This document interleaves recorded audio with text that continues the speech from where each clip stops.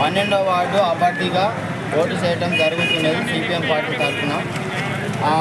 అక్కడ ఆ వార్డు ప్రజలకి వాళ్ళ ఇంటి పెద్ద కొడుకుగా ఏ సమస్య ఉన్నా అర్ధరాత్రి వేళలో ఫోన్ చేసినా సరే వాళ్ళ ఇంటి పెద్ద కొడుకుగా నేను సహకరిస్తానని, ప్రతి సమస్యపై నేను ప్రభుత్వ దృష్టికి తీసుకెళ్తానని, వాళ్ళ ఏ సమస్య ఉన్నా నేను మున్సిపాలిటీ పరంగా అయితే ఏ పరంగా అయితే వాళ్ళు ఎక్కడెక్కడ సమస్యలు ఉన్నాయో ఆ సమస్యలు ఎట్లా పరిష్కారం అవుతాయో దానికి నేను ముందుండి చేయిస్తానని నేను నా వార్డు ప్రజలకి కోరటం జరుగుతుంది.